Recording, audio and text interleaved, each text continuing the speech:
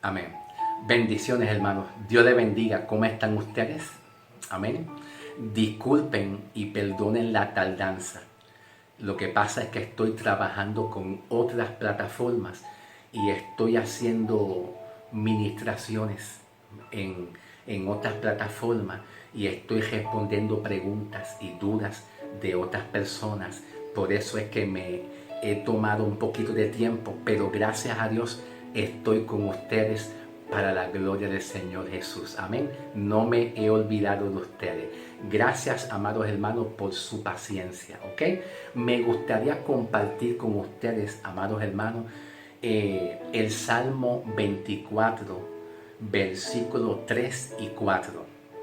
¿Ok? Ustedes saben que yo enfatizo bastante la dispensación de la gracia a través del ministerio apostólico de Pablo. Entonces, ustedes muchos conocen que el Antiguo Testamento tuvo su valor. Todo lo que pasó en el Antiguo Testamento tuvo su valor, ¿verdad?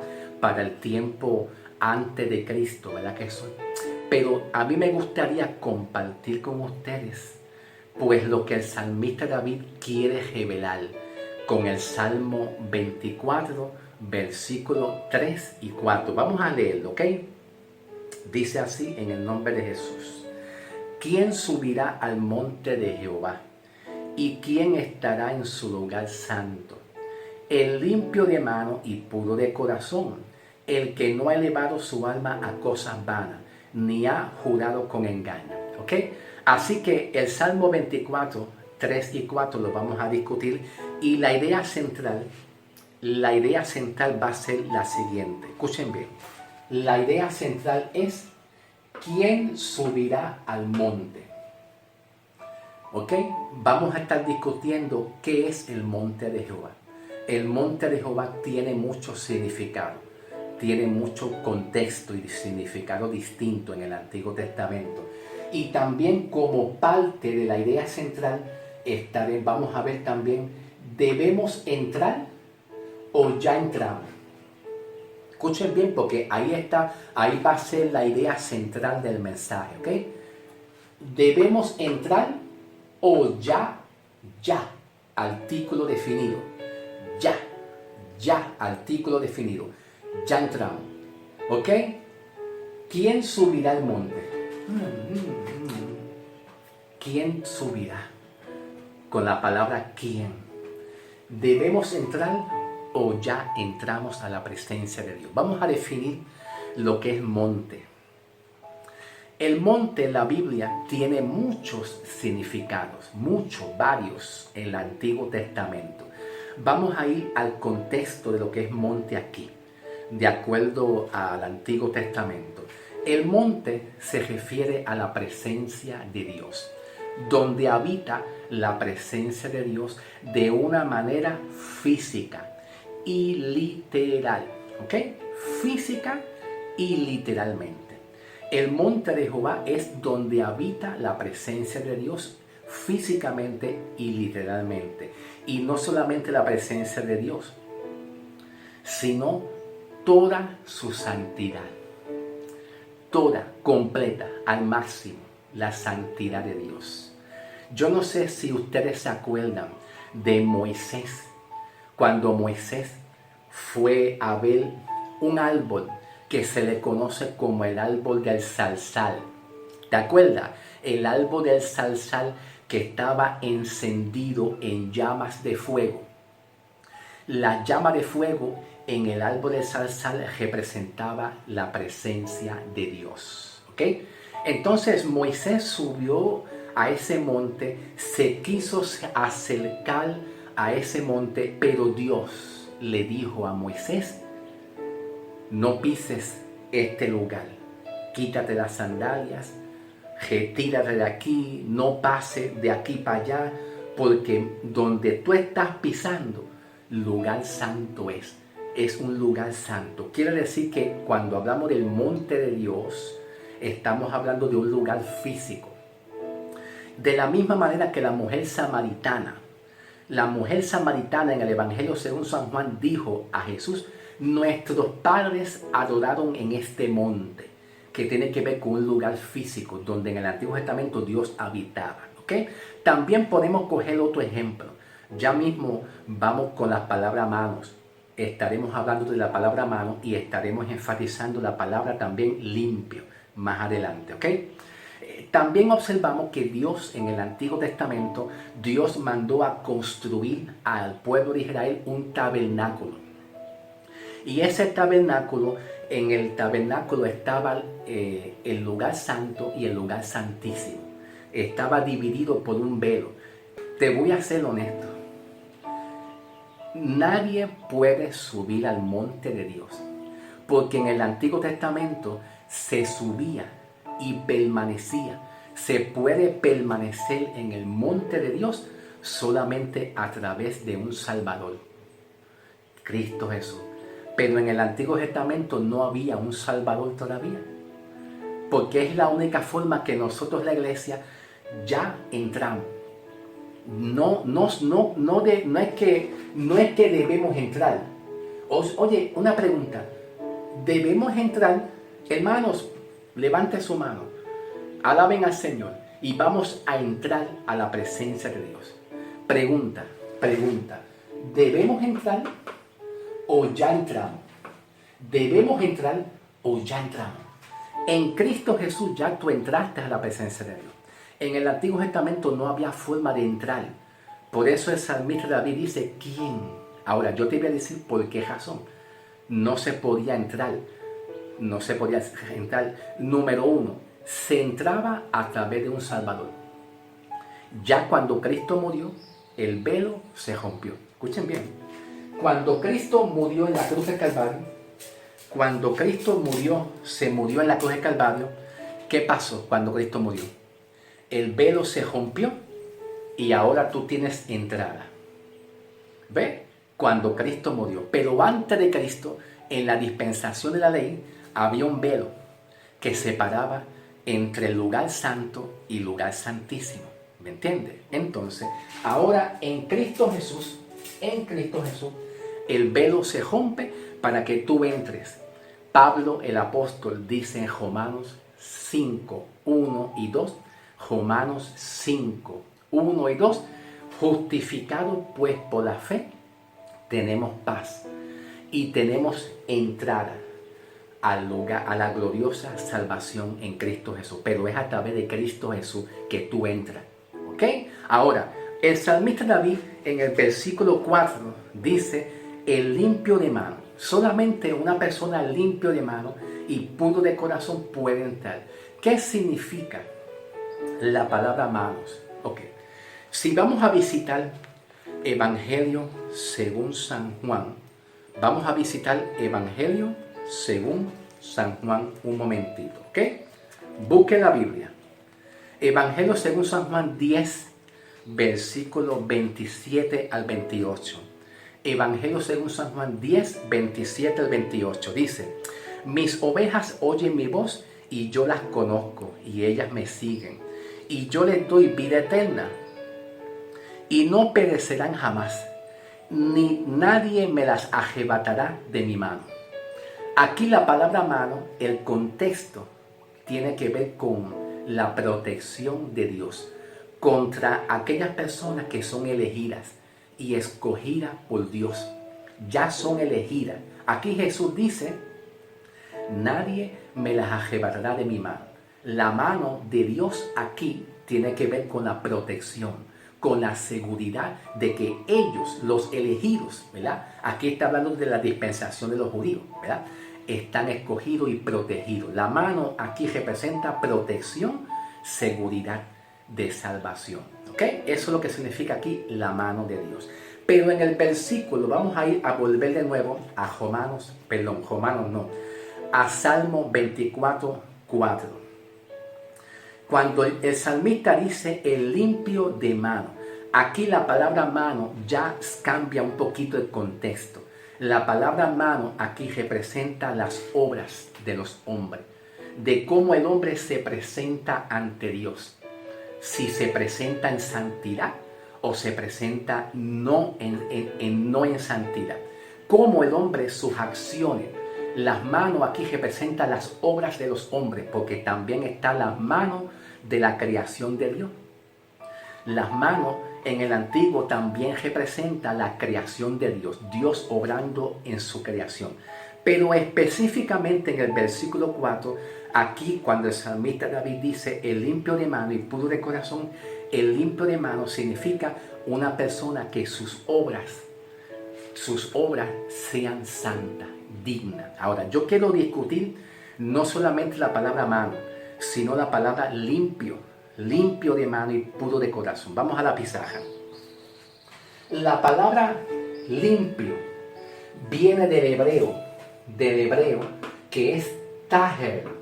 Aquí está. Taher en el hebreo, la palabra limpio. ¿Ok? Y esta palabra en hebreo, limpio, significa algo que está en su máxima total. Algo que está elevado en su máxima total. Observa que el salmista David, juntamente con el versículo 3, dice ¿quién subirá? Y en el versículo 4, David está dando una respuesta, que la única forma que puede alguien subir, no solamente subir y después retirarse, no. Subir es entrar a la presencia de Dios y después retirarse, no. Es subir y mantenerse, quedarse en la presencia de Dios. David da la respuesta, versículo 4, limpio de mano y puro de corazón. Esta palabra limpio implica algo que está elevado máximo a su nivel máximo, pero que está unido al corazón, está unido a la santidad de Dios. Nadie puede subir en el Antiguo Testamento bajo la dispensación de la ley. Nadie. Por eso el salmista David dice, ¿quién subirá? ¿Quién subirá? Nadie puede entrar. Por eso Dios le dijo a Moisés, detente, porque este lugar santo es. En el Antiguo Testamento nadie podía entrar a la presencia del Señor para salvación, para santificación, o para mantener una salvación, o para mantener un perdón de los pecados, o para mantenerse justo. No podía. ¿Por qué? Porque aquí la palabra limpio en el hebreo taher indica algo que tiene que ser igual a la santidad de Dios. Solamente los limpios de mano y puro de corazón que sea igual a la santidad de Dios. Eso es lo que el salmista David está queriendo decir con la palabra limpio de mano y puro de corazón. Las acciones. Un corazón perfecto, que no haya pecado. Un corazón que nunca peque. Un alma que nunca peque. Una persona que suba al nivel de la santidad de Dios. Si hubiese una persona en el Antiguo Testamento que suba a los estándares y al nivel de santidad como Dios es santo, perfecto, en toda su plenitud completa, puede entonces no solamente entrar al lugar santísimo, sino permanecer. El apóstol Pablo da una referencia en Romanos 3, 11 y 12, que no hubo ningún justo que hicieran el bien. Todos se desviaron. En el Antiguo Testamento,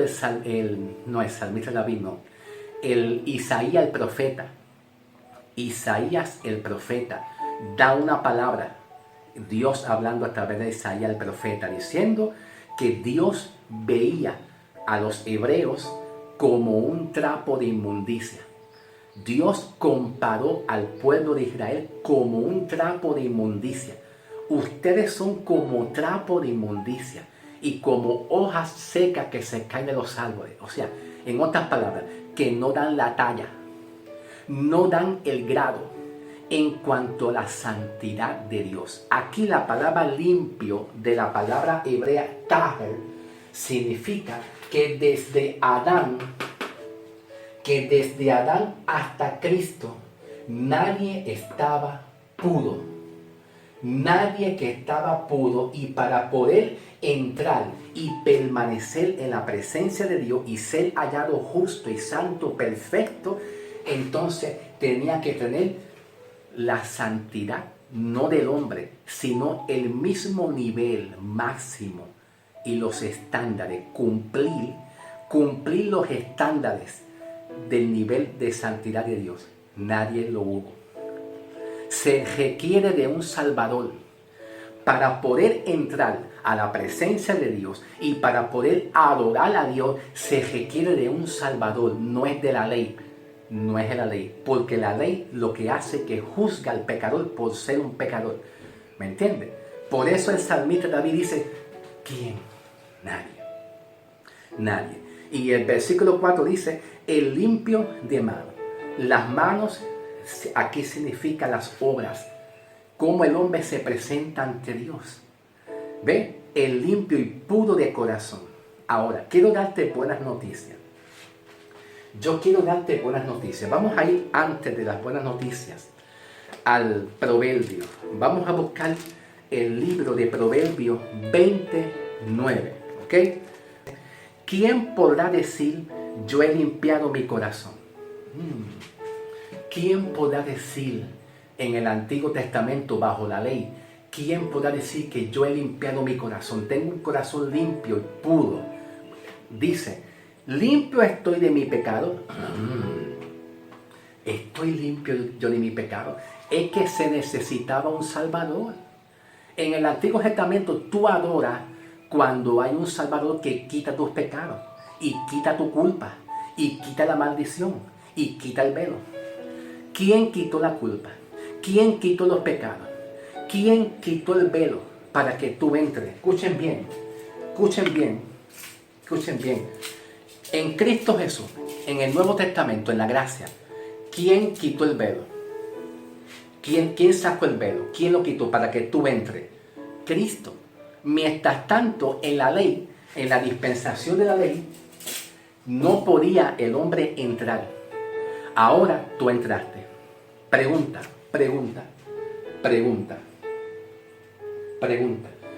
¿Debemos entrar o ya entramos? ¿Debemos entrar? Escuchen bien. En el Antiguo Testamento, en la ley, ¿verdad? Vamos a poner aquí la gracia. Ahora escuchen bien, presten atención. ¿Debemos entrar o ya entramos en la gracia? O ya en la gracia tú entraste. ¿Ves? ¿Debemos adorar a Dios en el Antiguo Testamento? ¿O ya tú adoras a Dios en espíritu y en verdad en la gracia? ¿Ves? ¿Debemos adorar a Dios? ¿Dios está buscando adoradores en espíritu y en verdad? ¿O ya somos adoradores en espíritu y en verdad? Porque ya entramos. ¿Cuáles las dos cosas? Quiero que ustedes reflexionen. Quiero que ustedes mediten, reflexionen. El proverbista, capítulo 20, versículo 9, dice, ¿quién podrá decir, ve, yo he limpiado? Pues entonces, yo te digo una cosa. Ahora tú puedes decir en la gracia, en Cristo Jesús, después de Cristo, ¿quién podrá decir que Dios limpió? Cristo. Pero en el Antiguo Testamento Dios veía a todo el mundo impuro, unos pecadores. Por lo tanto, para entrar al monte de Dios, a la presencia y permanecer en la presencia, ¿verdad?, aprobado por Dios y justo por Dios, había que subir máximo, como dice aquí Teher, en el hebreo, Teher, ¿verdad? Algo máximo, limpio, que tiene que ver con llegar a compararse a los estándares y al nivel de la santidad de Dios. Pero en Cristo Jesús, ya Cristo rompió el velo, y al romper el velo, ya tú estás en la presencia de Dios. ¿Ok? Ya tú estás en la presencia de Dios. Estando tú en la presencia de Dios, tú puedes adorar a Dios. Y aún teniendo tú debilidades como la tuvo Pablo, Dios le dijo a Pablo, basta ya, no te quejes. Basta, es suficiente, Pablo, Pablo, basta ya, no te quejes. Es suficiente que ya tú entraste a la gracia de Dios. Tengo debilidades, no te preocupes. Dios usa tus debilidades para Él perfeccionar la buena obra de ti. No permitan que nadie te intimide y te digan, eres un pecador, tú estás mal con Dios, entra a la presencia de Dios, paga el precio, porque ya Dios pagó el precio en la cruz. Así que la buena obra que Dios empezó en ti, estando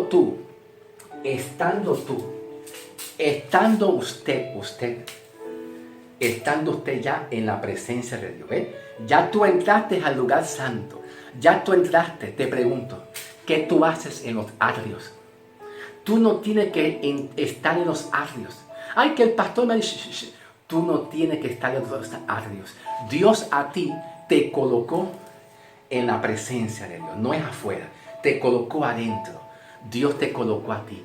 ¿Quién te podrá sacar de la presencia de Dios? Romanos 8. Escuchen bien. ¿Quién te podrá sacar de la presencia de Dios? Ni lo alto, ni lo bajo, ni ninguna cosa creada, ni principado, ni potestades, ni nada te podrá apartar y sacar donde Dios te colocó. Reflexiona en el nombre de Jesús. Tú estás ya en la presencia de Dios. Y en la presencia de Dios ahí permanece en la presencia de Dios. Porque Dios se hará cargo de perfeccionarte estando tú en la presencia de Dios. Dios te bendiga. Reflexiona. ¿Ok? Bendiciones. Muchas bendiciones.